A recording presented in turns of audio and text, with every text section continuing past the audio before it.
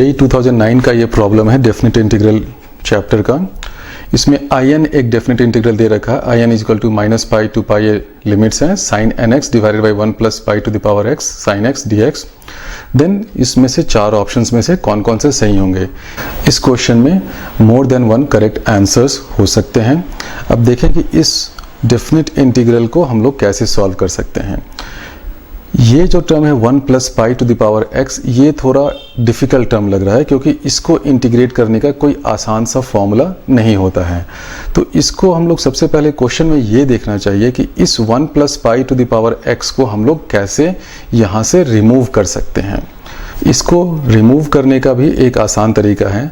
Definite integral में एक बहुत ही सिंपल फॉर्मूला होता है। डेफिनेट इंटीग्रल में आपने एक फॉर्मूला देखा होगा, इंटीग्रल a टू b fx dx is equal to integral a to b f of a plus b minus x dx।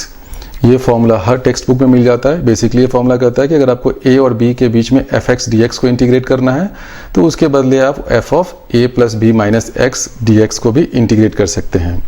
अब इस फॉर्मूला का कैसे यहाँ पे यूज़ होगा, हमारा लोअर लिमिट माइनस पाई है, अपर लिमिट पाई है, माइनस पाई प्लस पाई क्या हो गया, 0 हो गया। तो a प्लस बी की जगह यहाँ पे हमारे पास क्या आ रहा है, 0 आ रहा है। तो बेसिकली हमारे पास क्या हो जाएगा, f ऑफ 0 माइनस एक्स यानी f of minus X dx। यानी कि इस फॉर्मूला को यूज करके हम लिख सकते हैं, उस फॉर्मूला को यूज करके हम लिख सकते हैं कि in is equal to, limits वही रहेगी माइनस पाई टू पाई, जहां जहां x है उसको हम लोग माइनस एक्स से रिप्लेस कर सकते हैं। क्यों रिप्लेस कर सकते हैं कि वो जो फॉर्मूला में क्या इंटीग्रेंट क्या हो गया था, f of a plus B minus X, a हमारा यहाँ पे माइनस पाई है, b पाई है, माइनस पाई प्लस पाई 0 हो गया, तो f ऑफ 0 माइनस एक्स यानी f ऑफ माइनस एक्स। तो f ऑफ माइनस एक्स क्या होगा, sine n of minus X आएगा यहाँ पे। तो ये न्यूमरेटर में आएगा sine of n minus X, यहाँ पे आ जाएगा 1 plus pi to the power minus X और साइन ऑफ माइनस एक्स, और ये dx ऐसे ही रहेगा। इसको माइनस dx से कुछ नहीं करना है क्योंकि उस फॉर्मूला में क्या था, f of a plus B minus X dx ही रहता था। अब ये देखिए क्या है, sine of n minus X क्या होता है, साइन ऑड फंक्शन है तो ये माइनस बाहर आ जाएगा। उसी तरह इसमें जो साइन है ये भी बाहर आ जाएगा, यानी ये माइनस यहाँ पे जो एक आ रहा है इसके कारण और इसके कारण जो माइनस आ रहा है दोनों कैंसिल आउट कर जाएंगे। ये तो इन दोनों का टर्म है। अच्छा, इसमें क्या होगा, 1 plus pi to the power minus X में, इसको अगर आप थोड़ा सा और एक्सपैंड कर दें तो ये आ जाएगा क्या, इसको हम लिख सकते हैं 1 plus pi to the power X और ऊपर में एक pi to the power X हो जाएगा। कैसे, न्यूमरेटर और डिनोमिनेटर दोनों को आप pi to the power X से मल्टीप्लाई कर दें तो ये इंटीग्रेंट हमारा बेसिकली क्या हो गया, in is equal to, limits अभी वही रहेंगे, pi x pi to the power x divided by 1 plus pi to the power x into sine N x divided by sine x dx। तो इससे अब क्या फायदा हो रहा है कि अगर आप इस in को देखें, इस डेफिनेट इंटीग्रल को, और इसको देखें, दोनों इक्वल हैं। दोनों का जब हम समेशन कर देंगे, दोनों को जब ऐड कर देंगे तो ये pi to the power x term और यहाँ पे एक 1, कुछ नहीं इसका मतलब 1 है, तो 1 plus pi to the power x होगा और जो न्यूमरेटर भी मेरा 1 plus pi to the power x हो जाएगा, डिनोमिनेटर भी 1 plus pi to the power x है। इसके कारण ये वाला जो प्रॉब्लमेटिक टर्म था जिसके कारण प्रॉब्लम हो रहा था, ये टर्म कैंसिल आउट कर जाएगा। तो अब इस in और इस in को अगर आप ऐड कर दें तो क्या होगा, इसको और इसको मैं ऐड करूंगा तो हो जाएगा 2in is equal to minus pi to pi sine N x divided by sine x dx। ये वाला टर्म और यहाँ का एक 1 plus pi to the power X numerator हो गया और डिनोमिनेटर में भी 1 plus pi to the power X था जिसके कारण ये कैंसिल आउट कर गया। अब इस चीज को देखें, इसको क्या मैं और सिंप्लीफाई कर सकता हूँ, इस टर्म को हम लोग और सिंप्लीफाई कर सकते हैं क्योंकि ये जो इंटीग्रांड है ये देखिए एक इवन फंक्शन है। इवन फंक्शन क्यों है, क्योंकि अगर आप x को माइनस एक्स से रिप्लेस करेंगे तो साइन ऑफ क्या आ जाएगा, n माइनस एक्स, तो उसका जो माइनस है वो बाहर आएगा। उसी तरह साइन ऑफ माइनस एक्स क्या होगा, माइनस साइन एक्स होता है तो वो माइनस भी बाहर आएगा। दोनों माइनस और माइनस मिलकर कैंसिल आउट कर जाएगा, यानी कि बेसिकली ये जो मेरा फंक्शन है ये एक इवन फंक्शन है। ये जो पूरा अगर आप इंटीग्रेंट देख लें, वैसे भी अगर आप सोचें तो ये साइन क्या होता है, ऑड फंक्शन होता है। तो ये ऊपर में ऑड फंक्शन है, नीचे में ऑड फंक्शन है, तो ऑड और ऑड फंक्शन का जो डिवीजन होगा वो इवन फंक्शन हो जाता है। तो ये जो इंटीग्रेंड है इवन फंक्शन है, और अगर इवन फंक्शन दिया हुआ हो और उसकी लिमिट्स -π से π के बीच में हो तो हम इसको कैसे रिप्लेस कर सकते हैं? फॉर्मूला सभी ने देखा होगा, इसको हम लोग 2 टाइम्स 0 to π लिख सकते हैं। तो इसको हमने लिख दिया 2 times 0 to π sin nx divided by sin x dx। अब ये 2 और ये 2 कैंसिल हो जाएगा, तो उससे क्या आ जाएगा? हमें आ जाएगा in इज इक्वल टू, अब हमारे पास आ गया in is equal to 0 to π sin nx by sin x dx। यानी इतने सारे स्टेप्स करने के बाद हम लोग इस सिंप्लीफाइड वर्जन ऑफ in पे पहुंच गए हैं। इससे क्या फ़ायदा होगा कि अब इन चारों ऑप्शंस में कौन कौन से करेक्ट हैं वो आप ज़्यादा आसानी से, ज़्यादा ईजिली देख सकते हैं। अगर आप डायरेक्टली यहाँ पे फाइंड करना चालू करते कि कौन कौन सा ऑप्शन करेक्ट है, तो इस 1 + π to the power x के कारण आपको काफ़ी कन्फ्यूजन होता, आप नहीं कर पाते हैं। लेकिन इस सिंप्लीफाइड फॉर्म में in is equal to 0 to π sin nx by sin x dx, इस सिंप्लीफाइड फॉर्म में कौन कौन से ऑप्शंस करेक्ट होंगे ये फाइंड करना बहुत आसान है। जब भी इस तरह का कोई डेफिनेट इंटीग्रल होता है जिसमें n की वैल्यू पे डिपेंड करता है इंटीग्रल, तो स्टूडेंट्स के माइंड में ये आइडिया आता है कि इसमें प्रिंसिपल ऑफ मैथमेटिकल इंडक्शन भी लग सकता है या उस तरह से कुछ सॉल्व करते हैं। सही आइडिया है, वैसा होना भी चाहिए, लेकिन उससे पहले हम लोग क्या कर सकते हैं, क्योंकि ऑब्जेक्टिव क्वेश्चन है, इसमें कुछ ट्रिक्स भी लगा सकते हैं। ट्रिक्स इन द सेंस कि हम लोग देख कर ही बता सकते हैं कि इन चारों में कौन कौन सा ऑप्शन करेक्ट नहीं हो सकता है।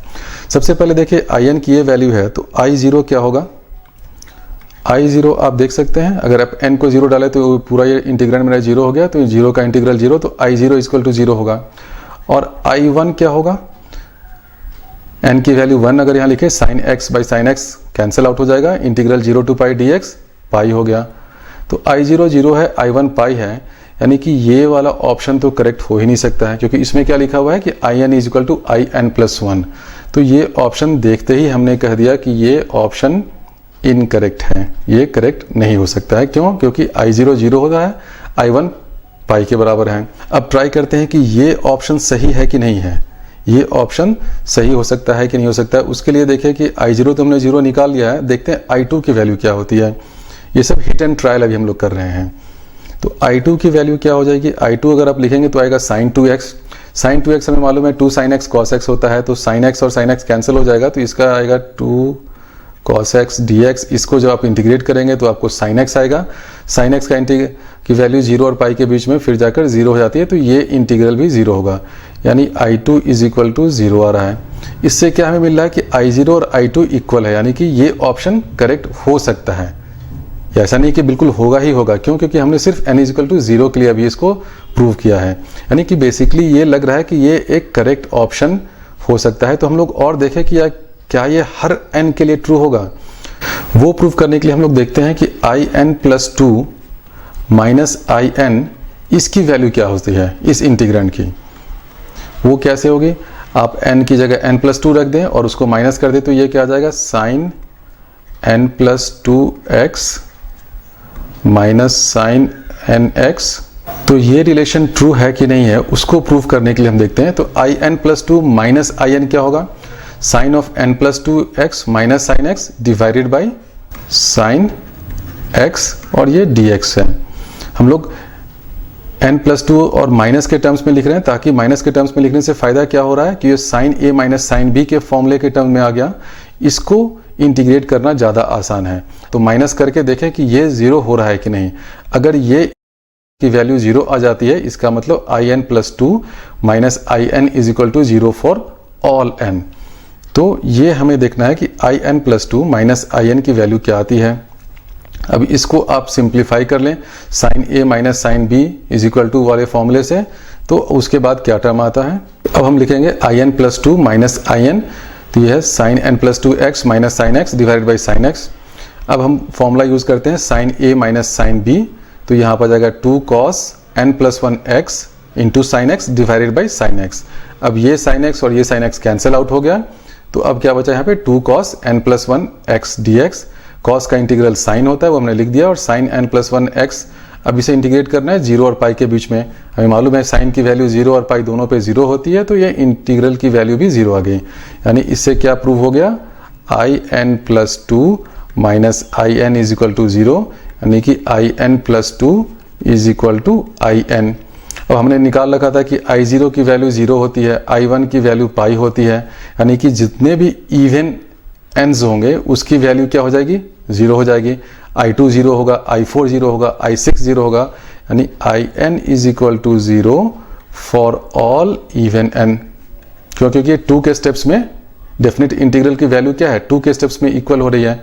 तो I0 is equal to I2 is equal to I4 is equal to I6, यानी in is equal to 0 for all even n and in is equal to pi for all odd n। क्योंकि I1 की value pi है तो I3 की value भी पाई होगी, I5 की value भी पाई होगी, I7 की वैल्यू भी पाई होगी। तो ये हमने फॉर्मूला निकाल लिया, ये रिलेशन निकाल लिया।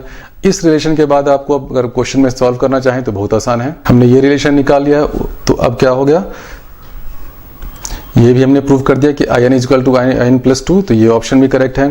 दूसरा in सारे इवन के लिए 0 है, तो क्या होगा I2m is equal to 0 summation सबके लिए होगा, ये ऑप्शन भी करेक्ट है।